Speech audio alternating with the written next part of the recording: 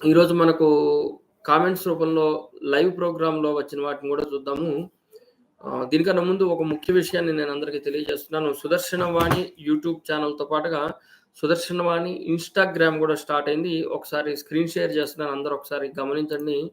సుదర్శన వాణి Instagram గూడా start చేశాం. ఇటీవల కాలంలోనే ఒక 10 రోజుల క్రితమే దాన్ని స్టార్ట్ చేయడం జరిగింది. చూడండి, ఇది మన సుదర్శన వాణి ఇన్‌స్టాగ్రాము.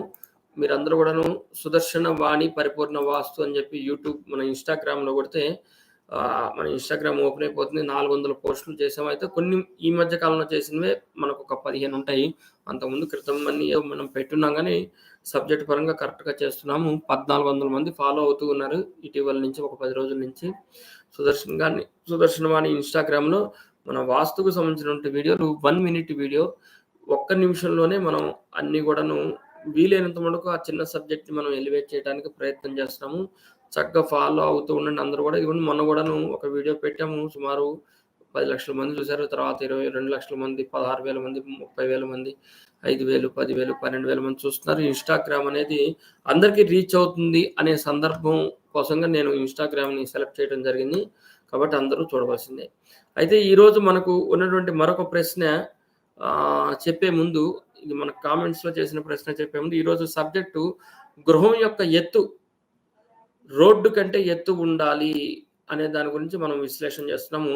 ఇదిగోండి, ఇందులోనే మనం ఇన్‌స్టాగ్రామ్‌లో ఒక వీడియో పోస్ట్ చేశాం. ఇటీవల చూసారో లేదో, ఈ వీడియో ఏదైతే నేను పోస్ట్ చేసున్నానో, వాస్తు ప్రకారం గృహం ఎంత ఎత్తు ఉండాలి, ఎంత ఎత్తులో ఉండాలి అనేది నేను పోస్ట్ చేశాను. అదేవిధంగా ఇది మనం యూట్యూబ్‌లో గూడాను మన ఛానెల్‌లో గూడా నేను పోస్ట్ చేయటం జరిగింది. ఇదే వీడియో మన ఛానెల్‌లో గూడా నేను పోస్ట్ చేశాను. సుదర్శన వాణి వాస్తులో గూడా నేను గృహం యొక్క ఎత్తు గురించి విశ్లేషణ చేశాను. అయితే దానికి రకరకాల కామెంట్స్ చాలామంది గూడాను పెట్టి ఉన్నారు. చాలా సంతోషం. మన వీడియో శ్రద్ధ పెట్టి చూస్తున్నారు. దాని గురించి కొంత డౌట్‌లనేది అందరికీ వచ్చినాయి. అయితే నేను దాన్ని క్లారిఫికేషన్ ఇవ్వాలని జెప్పేసి ఈరోజు లైవ్ ప్రోగ్రామ్‌లో ప్రత్యేకంగా ఆ సబ్జెక్ట్‌ని నేను ఎంచుకున్నాను. ఇక్కడ చూసారు కదా! ఇందులో ఒక వీడియో వస్తుంది. ఏమిటి, వాస్తు ప్రకారం గృహం ఎంత ఎత్తులో నిర్మించాలి. ఇది మనం యూట్యూబ్ ఛానెల్‌లో పెట్టింది. ఇదే నేను ఫేస్‌బుక్‌లో గూడా ఏర్పాటు చేసున్నాను. ఇప్పుడు ఈ వీడియో ఒకసారి మనం ఇన్‌స్టాగ్రామ్‌లోది విందాం. సుదర్శన ఇన్‌స్టాగ్రామ్‌లో వాస్తు ప్రకారం గృహం ఎత్తు ఎంతలో ఉండాలి. ఇది ఇన్‌స్టాగ్రామ్‌లో నేను పోస్ట్ చేసిన వీడియో అన్నమాట. ఇన్‌స్టాగ్రామ్ చూసారు కదా! ఇక్కడ చూడండి, ఈ వీడియో ప్లే చేస్తున్నాను. అందరూ శ్రద్ధ పెట్టి చూడండి. దీని స్పీకర్ కూడా ఆన్ చేస్తాను. చాలా మంది అంటారు పక్కింటి వాళ్ళ కంటే మంది ఎక్కువ ఉండాలంటే, లేదంటే పక్కింటి వాళ్ళకి మా బ్రదర్ అయినట్టు నేను తక్కువ పెట్టుకుంటాను, ఇట్లా చెప్తుంటారు. అది కాదు మనకు ముఖ్యం. రాజమార్గం కంటే గృహం ఎత్తుగా లేకపోతే ఇంట్లో కష్టాలు తప్పవు. అది మటుకు నేను చాలా క్లియర్గా ఇంతకుముందు ఎప్పుడో చెప్పున్నాను. ఇప్పుడు సందర్భం చెప్తున్నాను. ఇక్కడ మనకు నాయుడుపేటలో ఒక గృహ నిర్మాణం నడుస్తుంది. మందే ప్లాను. ఇది రోడ్డుకి చూసారు లేదో, సుమారుగా 6 అడుగుల పైన ఎత్తు పెట్టించిన నేను. అర్థమైందా? 6 అడుగుల పైన ఎత్తున్నారు. వాళ్ళందరూ 4 సార్లు సార్న్నారు. అయినా కానీ కాదు. ఇప్పుడు అక్కడ ఉంటున్న ఇల్లు దాని మీద కూడా ఎత్తు తీసుకుంటున్నాను నేను. కాబట్టి రోడ్డుకి మన గృహం తప్పనిసరిగా ఎత్తుగానే ఉండాలి. డౌన్ చేయడానికి లేదు. ఇది మనం అందరం గమనించాలి. మనం మనకు వాస్తు ప్రకారంగా పరిపూర్ణంగా నిర్మాణాలు చేసినప్పుడు రాజమార్గాల్ని మనం కేంద్రీకృతం చేసుకోవాలి. గృహాన్ని రాజమార్గం ప్రకారంగానే గృహ నిర్మాణాలు ఏర్పాటు చేయాలి. అంతేగాని రాజమార్గంతో సంబంధం లేదండి, నేను కొంచెం దించుకుంటాను, మా బాబాయ్ ఇల్లు పక్కన ఉంది, అట్లా కూడా మనం ఆలోచించకూడదు. జై శ్రీమన్నారాయణ.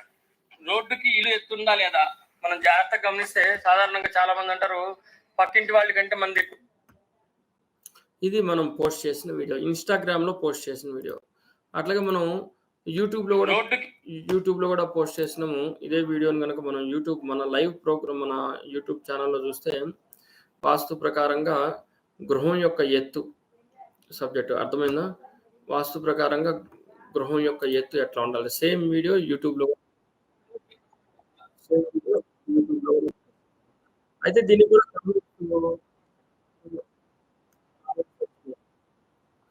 కూడా చాలా మంది కామెంట్స్ చేస్తున్నారు. ఇప్పుడు ఇన్‌స్టాగ్రామ్‌లో ఒక మచ్చుకి 2 కామెంట్స్ చూద్దాము. ఇప్పుడు ఇందులో కనుక చూస్తే ఇల్లు ఎత్తుండాలి. ఇది చేసేసి చూడండి. ఇది కామెంట్స్ పెడితే ఇందులో కొంతమంది రాశారు. ఇందులో 4 అడుగులు ఎత్తు ఉంటే సరిపోతుంది. కొంతమంది 6 అడుగులు ఎత్తు ఉంటే సరిపోతుందండి. కొంతమంది అవునండి, మా ఇంటికి పూర్వంలో అట్లా చేసున్నాము. తర్వాత చాలా తక్కువ పెట్టున్నాము. దానివల్ల ఇబ్బంది. ఎక్కువ ఉండటం మంచిదని ఒకళ్ళు కూడా కామెంట్ చేశారు. కొంతమంది అనవసరంగా నువ్వు పిచ్చి పిచ్చిగా యూట్యూబ్‌లో పెడుతున్నావు, ఎందుకు పెడుతున్నావు అని చెప్పి కామెంట్ చేసిన వాళ్ళు ఉంటారు. కొంతమంది ఈరోజు ఆఫీస్‌కి కూడా కాల్ వచ్చింది. మనం ఎవరికి భయపడేదేం లేదు దీని గురించిన. అయితే నేను విశ్లేషణ ఇవ్వవలసిన బాధ్యత నా మీద ఉంది. ఎందుకంటే మనం వీడియో పోస్ట్ చేశాం కాబట్టి. ఇవాళ కూడా ఆఫీస్‌కి ఒకళ్ళు ఫోన్ చేశారు. ఏదేదో మాట్లాడారు. వాళ్ళకి తోచిన భాషలు ఉంటాయి గదండీ! గ్రాంధిక భాషల్లో వాళ్ళు చాలా విస్తృతంగా ఆఫీస్ వాళ్ళకి మేడంకి ఫోన్ చేసి మాట్లాడారు. సో, ఎనీహౌ అందరికి నేను చెప్పేది ఒకటేనండి. ఎందుకంటే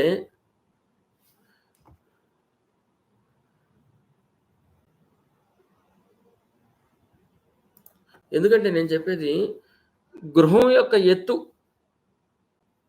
రోడ్డుకి ఎంత ఉండాలి? అర్థమవుతుందా? గృహం యొక్క ఎత్తు రోడ్డుకి ఎంత ఉండాలి? ఇది మెయిన్ సబ్జెక్టు. ఇందులో జాగ్రత్తగా గనక చూసుకుంటే గృహం యొక్క ఎత్తు ఎంత ఉండాలి అని ఈ వీడియో ఒకసారి మళ్ళీ ప్లే చేస్తున్నాను. మళ్ళీ 10 సార్లు చెప్తున్నా వినండి. ఈ గృహం ఎత్తు ఎంత ఉండాలి? ఇది చూసారో లేదో ఈ వీడియో పోస్ట్ చేసినప్పుడు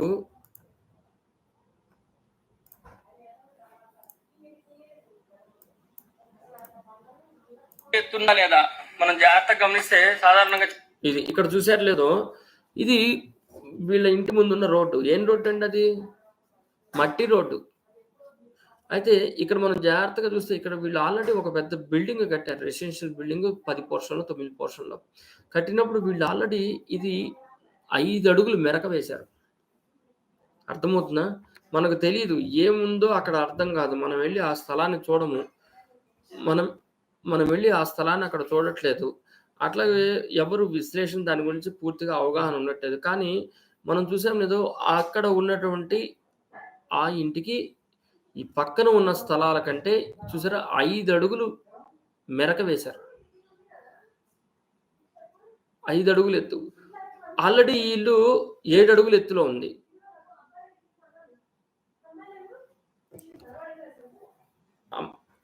ఇదేమో 5 అడుగులు ఎత్తేశారు. అక్కడ వాళ్ళు ఆల్రెడీ 6 అడుగుల ఎత్తులో ఉంది. 5.5 అడుగు ఎత్తు. సారీ 5.5 అడుగు ఉంది. దాని మీద నేను ఒక 6 అంగుళాలు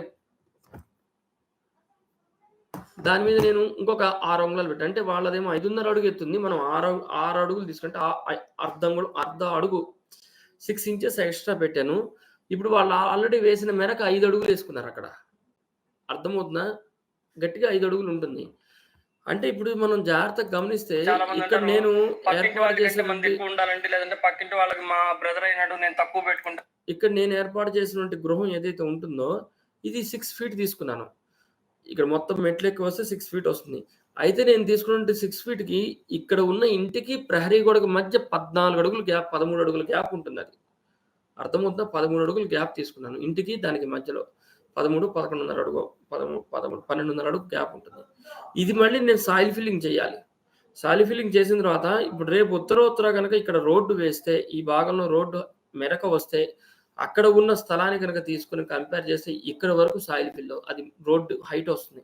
చూడండి ఎంత 1, 2, 3, 4, 5, 6, 7, 8, 9, 10, 11.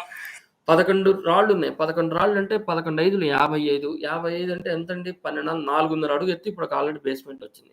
ప్రహరీ గోడకు సంబంధించింది. సో ఇప్పుడు ఏమవుతుంది రేపు రోడ్డు గనక వేస్తే ఇక్కడి నుంచి ఇక్కడ వరకు రోడ్డు వచ్చేస్తుంది. ఇంకా మిగిలింది ఎంత నాకుండేది? ఇదంతా నేను సాయిల్ ఫిల్లింగ్ చేస్తున్నాను. సో ఇది ఎంత ఉంటుంది? ఇక్కడ ఉన్న ఇంటికి ఇక్కడ వీళ్ళు వేసేటువంటి కొత్త రోడ్డుకి కనీసం 2.5 అడుగు 3 అడుగులే ఉంటుంది. అర్థమవుతుందా? 2.5 3 అడుగులు మాత్రమే అక్కడ ఖాళీ ఉంటుంది. అంటే ఏంది? రేపు రోడ్డు వేస్తే ఆ కాలనీలో 3 అడుగులు 3.5 అడుగు రోడ్డు హైట్ లేపుతున్నారు. తర్వాత మన ఇల్లు వచ్చేసరికి రోడ్డుకి 2, 2.5 అడుగే ఉంటుంది. అప్పుడు ఎందుకెళ్ళవు కార్లు 2, 2.5 అంటే బ్రహ్మాండంగా వెళ్తాయి. బైకులు ఎందుకెళ్ళవు? శుభ్రంగా వెళ్తున్నాయి. ప్లస్ మనం బయట పార్కింగ్ ఒకటి తీసుకుంటున్నాను నేను. అర్థమవుతుందా? ముఖ్యంగా సెల్లార్ పార్కింగ్ తీసుకున్నప్పుడు ఇది చాలా ఇబ్బంది అవుతా ఉంటుంది. మనం కొంతమంది 4 అడుగులు పెట్టారు. కొంతమంది అసలు అనవసరంగా నువ్వు వీడియోలు పెడుతున్నావు, పిచ్చి పిచ్చి వీడియోలు పెడుతున్నావు, జాగ్రత్తగా ఉండాలని పొద్దున ఎవరో బెదిరించారు. వాళ్ళ మీద నేను ఆల్రెడీ పోలీస్ కంప్లెయింట్ చేశాను. మనకున్న లాయర్లు చాలా మంది ఉన్నారు. పిచ్చి పిచ్చి కాల్స్ వస్తున్నాయండి. ఇట్లాగా వాళ్ళని తీసుకెళ్ళి అరెస్ట్ చేసి జైల్లో పడేయాలి సార్ అన్నట్టుగా. లేకపోతే వాళ్ళకేమో అవగాహన లేదు. అసలు అక్కడ రోడ్డు ఎంతుందో తెలీదు. రోడ్డుకి అక్కడ మట్టి పోసిన దెబ్బ ఎంతుందో తెలీదు. అవతల వేరే ఇల్లు. ఇప్పుడు వీళ్ళ ఇల్లు గనక డౌన్ వేస్తే రేపు 3 అడుగులు 3.5 నేను ఇప్పుడున్న రోడ్డుకి పెడితే రేపు రోడ్డు వేసినప్పుడు ఏమవుతుంది? ఇల్లు కిందకెళ్ళిపోతుంది. ఇప్పుడు మీరు గనక చూస్తే జాగ్రత్తగా హైదరాబాద్ నగరంలో అమీన్పూర్, నిజాంపేట దగ్గర అమీన్పూర్ ఉంది. అమీన్పూర్‌లో ఏం చేశారంటే ఒక 6, 7 ఇయర్స్ క్రితము 100 ఫీట్ రోడ్డు ఉండేది. కాలనీలో ఒకటి. 100 ఫీట్ రోడ్డు ఉంటే ఆ 100 ఫీట్ రోడ్డు ఏస్తారో లేదో అని గమనించకుండా వీళ్ళందరూ ఇల్లు కట్టారు. సుమారుగా ఇటొక 35, 40 ఇళ్ళుంటాయి. ఇటొక 40 ఇళ్ళుంటాయి. మొత్తం 100 ఇళ్ళు దగ్గర దగ్గర ఉంటాయి. 80-100 ఇళ్ళు. ఈ ఇళ్ళన్నీ ఏం చేశారంటే 2.5 అడుగు, 3 అడుగులు మాత్రమే కట్టారు హైటు. ఏం చేశారంటే ఒక 4 సంవత్సరాల క్రితం, ఇవన్నీ 7 సంవత్సరాల క్రితం కట్టిన ఇళ్ళు, 4 సంవత్సరాల క్రితం ఏం చేశారంటే అక్కడ 100 ఫీట్ రోడ్డు పెద్దదేసి హైట్ లేపారు. మీరు ఇప్పటికే వెళ్ళి గమనించండి. అమీన్పూర్‌లో ఒక కాలనీలోకెళ్తే పెద్ద కాలనీ అది. దగ్గర దగ్గర 250 ఇళ్ళుంటాయి ఆ కాలనీలో.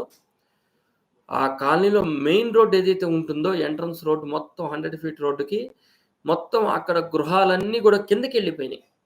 ఎంత 2.5 అడుగు, 3 అడుగుల కిందకెళ్ళినాయి.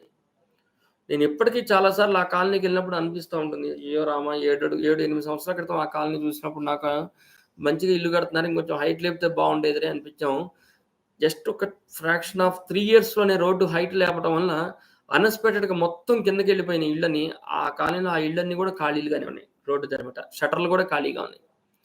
ఇప్పుడు దానికి ప్రత్యామ్నాయం ఏం చేయాలి? కింద సెల్లార్ దాన్ని తీయించేసేసి సాయిల్ ఫిల్లింగ్ చేసి పైన ఫ్లోర్ ఏసుకోవాలి. అర్థమవుతుంది ఇంత ఇబ్బంది.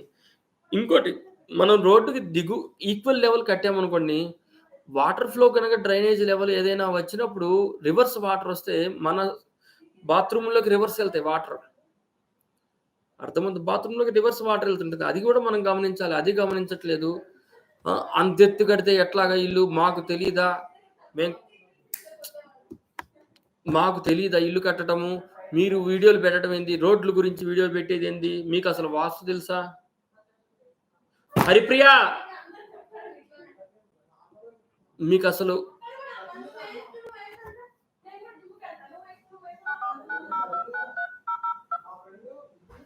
మీకసలు ఇల్లు కట్టడం తెలుసా? పొద్దున ఒకళ్ళు ఫోన్ చేశారు. అసలు మీకు వాస్తు తెలుసా? మీకు వాస్తు తెలీదు. అర్థమవుతుందా? మీకు వాస్తు తెలీదు.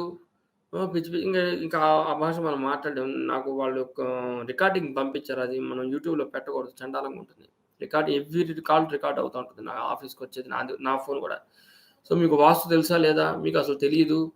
మీకు రోడ్డు గురించి ఏం తెలుసు? మేము వాస్తు చూసాము. చాలా నుంచి మేము వాస్తు తెలుసు మాకు. ఇట్లా రకరకాలుగా మాట్లాడుతున్నారు ఫోన్‌లో.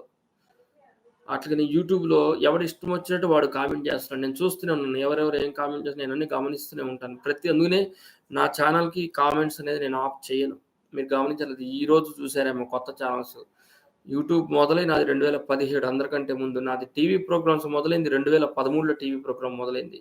అంతకన్నా ముందు నేను మార్కెట్‌లో 13 సంవత్సరాలు 2000 సంవత్సరం జూన్ నుంచి మార్కెట్‌లో అందరిని చూస్తూనే ఉన్నాను. ఇప్పుడు చెప్పేవాళ్ళని, పాత వాళ్ళని, కొత్త వాళ్ళని అందరూ పరిచయాలున్నాయి. అందరూ చూస్తూనే ఉన్నా. ఎవరేం చేస్తున్నారనేది. అట్లా ఈ కామెంట్స్ కూడా అన్నీ పరిశీలిస్తూనే ఉంటాను. అందుకనే నేను కామెంట్స్ అనేది ఆఫ్ చేయట్లేదు. అర్థమవుతుందా? కామెంట్స్ అనేది మనం ఆఫ్ చేయం. ఎందుకంటే కొన్ని కామెంట్స్ నేను రిప్లై చేస్తూనే ఉంటాను. కొన్ని సందేహాలుంటాయి. అందరూ పిలవలేకపోవచ్చు కాబట్టి వాళ్ళందరికీ రిప్లై చేస్తూనే ఉంటాను. కాబట్టి ఈ రోడ్డుకి ఇల్లు ఎత్తు ఉండాలి అనే దాని వెనకాల ఇన్ని రీజన్స్ ఉన్నాయి. నేను పెట్టిన వీడియోకి కారణం అన్ని రీజన్స్ ఉన్నాయి. కాబట్టి మీరందరూ కామెంట్ చేసే ముందు ఎందుకు అయ్యగారు ఈ వీడియో పెట్టారనేది ఆలోచించాలి. అర్థమవుతుందా? ఆలోచించి దానికి మీరు కామెంట్ చేయండి. అది సబబుగా ఉన్న కామెంట్ అయితే నేను తప్పనిసరిగా వాటికి రిప్లై ఇస్తూనే ఉంటాను. చాలా కామెంట్స్‌కి నేను రిప్లై ఇస్తున్నాను. ఈవెన్ ఇన్‌స్టాగ్రామ్‌లో ఇచ్చిన కామెంట్స్‌కి రిప్లై చేస్తున్నాను. కొత్తగా ఫేస్‌బుక్‌లో కూడా మనది యూట్యూబ్ ఛానెల్ స్టార్ట్ అయింది సుదర్శన్ వాణిది. దానికి కూడా రిప్లైస్ చేస్తూనే ఉన్నాను. కొత్తగా మనం వెబ్‌సైట్ స్టార్ట్ చేస్తున్నాను. వెబ్‌సైట్‌లో అత్యద్భుతమైన ఫీచర్స్‌తో మంచి వెబ్‌సైట్ డిజైన్ చేస్తున్నాం సుదర్శన్ వాణిది. మనం వెబ్‌సైట్‌లోకి ఎళ్ళంగానే ఆటోమేటిక్‌గా మీకు ఏ సబ్జెక్ట్ కావాలంటే డోర్స్ గురించిన వీడియోలన్నీ అందులో లింక్ పెట్టేస్తున్నాం. అట్లా డిఫరెంట్ ఫార్మాట్‌లో వెబ్‌సైట్ అనేది క్రియేట్ చేస్తున్నాము. మొబైల్‌లో కూడా అది వ్యూ వచ్చే విధంగా చేస్తున్నాం కాబట్టి అందరూ చక్కగా సదుపాయంగా వినియోగించుకోవాలి. అదే విధంగా మీరు సొంతంగా ఎవరు ఏది ఇల్లు కట్టుకోవద్దు. నేను అదే అందరికీ చెప్పేది. మనం సొంతంగా ఇల్లు కట్టుకున్నామంటే తర్వాత దెబ్బతినాల్సింది మనమే అవుతాం. ఎవరైనా సరైన అయ్యగారిని డిగ్రీస్ ప్రకారంగా మనం అనాలిసిస్ చేసుకొని అయ్యగారిని మనం చక్కగా పిలిపించుకొని కట్టుకోండి. రిపేర్లు చేయాలన్నా సరైన వాళ్ళని పిలిపించుకొని రిపేర్లు చేసుకోండి. ఏదో ఆషామాషిగా మాకు రూ. 500 వచ్చారండి. రిపేర్ చేయించుకున్నాం. ఆయన చెప్పింది చేసామండి. కానీ మాకెందుకో డౌట్ వచ్చిందంటే ఇదిగో నిన్న ఒకళ్ళు ఫోన్ చేశారు పామూరు దగ్గర విలేజ్ నుంచి. మాలకొండ విలేజ్ దగ్గర నుంచి. అక్కడ నరసింహస్వామి దేవాలయం కూడా ఉంది. ఆ గ్రామం నుంచే. ఎప్పుడో సంవత్సరం క్రితం రిపేర్లు చేశారంట. ఇప్పుడు చాలా ఇబ్బంది పడుతున్నారు. ఇప్పుడు ఆ రిపేర్‌లన్నీ మళ్ళీ సరిచేయాలి. మీరు వస్తారన్నారు. అట్లా వద్దు. సరైన వాళ్ళని పిలిపించుకొని సరైనటువంటి సమయంలో రిపేర్ చేయించుకోండి. ఎటువంటి ఇబ్బంది లేకుండా ఉంటుంది. ఈరోజు చేసిన కామెంట్స్ గురించి నేను ఆలోచన చేస్తుంటే ఈరోజు ఎవరు చేశారు? సెట్ బ్యాక్స్ పడమర వైపు, దక్షిణ వైపు సమానంగా ఉండాల. సమానంగా ఉన్నా ఏమీ కాదు. 2 వేరువేరుగా ఉన్నా ఏమీ కాదు. ఈ తర్వాత ప్రశ్న వచ్చేసరికి గుణవర్ధన్ రాశారు. గురుగారు సౌత్ ఫేసింగ్ హౌస్‌కి, బెడ్‌రూమ్స్‌కి వెస్ట్ వైపు బాల్కనీ పెట్టొచ్చా? సౌత్ ఫేసింగ్ హౌస్‌కి, బెడ్‌రూమ్‌కి వెస్ట్ వైపు బాల్కనీ ఉండకూడదు. ఆ తర్వాత నమస్కారం. ఇంటి ఆయము మహేశ్వర శ్రీశైలం. ఇంటి ఆయము ఇంటి లోపల కొలత తీసుకోవాలా? గోడ లోపల మధ్య కొలతన తీసుకోవాలా? ఒక్కొక్కళ్ళు ఒక్కొక్కలాగా చెబుతున్నారు. ఏది సరైంది? దీని గురించి నేను చాలా వీడియోలు చేస్తున్నాను. మన సుదర్శనవాణి యూట్యూబ్ ఛానెల్‌లో, ఇన్‌స్టాగ్రామ్‌లో గూడా, ఫేస్‌బుక్‌లో గూడా చూడండి. కొన్ని వీడియోల్లో ప్రాక్టికల్‌గా పురాతన గృహాలను ఎగ్జాంపుల్ తీసి కొలతలు కొలిచి మరి క్లియర్‌గా చూపించాను. మొన్న గూడా ఇటీవల గృహానికి కూడా చూపించాం. పెంకుటిల్లు గృహానికి. కాబట్టి తప్పనిసరిగా సెంటర్ మార్కింగ్ మనం తీసుకోవాలి. దానికి ప్రాక్టికల్ ఎగ్జాంపుల్ కూడా చూపించాను. అందరూ చూడవచ్చును. అట్లాగనే ఈరోజు అప్‌మీట్ గేమర్ అనే ఛానల్ వాళ్ళు పెట్టారు. ప్లాట్‌ని తెలియకుండా లేదా తక్కువ ధరకు కొనుగోలు చేస్తే మరియు దానిని ఆధ్యాత్మికంగా ఎలా తయారు చేయాలి గురుగారు? మనం హ్యాండెడ్ హౌస్, హంటెడ్ హౌస్ ఇది పూర్తిగా నాకు క్లియర్‌గా లేదండి మీ ప్రశ్న. ఈరోజు మీరు మన ఆఫీస్ నంబర్ మెన్షన్ చేశాను. దానికి క్లియర్‌గా మీ ప్రశ్న తెలియపరిస్తే నేను రిప్లై చేస్తాను. ఆ తర్వాత కిషోర్ కుమార్ గారు లైక్ చేయండి లైవ్‌ని. It will reach more people. Okay. Right. జై శ్రీమన్నారాయణ. సంతోషం స్వామి. అట్లనే సత్యనారాయణ గారు రాస్తున్నారు. వాయువ్య దిశలో నీటి వనరులు ఉన్నట్లు తెలిసినట్లయితే అక్కడ బోరు గాని, బావి గాని వేయొచ్చు. బావి వేయకూడదు. బోర్ వేయవచ్చు. కానీ డిగ్రీస్ ప్రకారంగా మొత్తం మనం పునఃపరిశీలన చేసుకొని సరైనటువంటి వాస్తు గురువు గారితో మనం పరిశీలన తీయించుకొని చేయించడం మంచిది. ఎటువంటి ఇబ్బంది లేదు. తిరిగి రేపటి ఎపిసోడ్‌లో ఎవరైనా గాని మన లైవ్‌లో చూస్తున్న వాళ్ళు గాని, కొత్త వాళ్ళు గాని గమనించండి. రేపటి ఎపిసోడ్‌లో సుదర్శనవాణిలో మెట్లు చిన్న గృహాలకు బయట వేయవలసిన పద్ధతి గురించి నేను చెప్తాను. రేపటి ఎపిసోడ్‌లో కలుద్దాం. జై శ్రీమన్నారాయణ.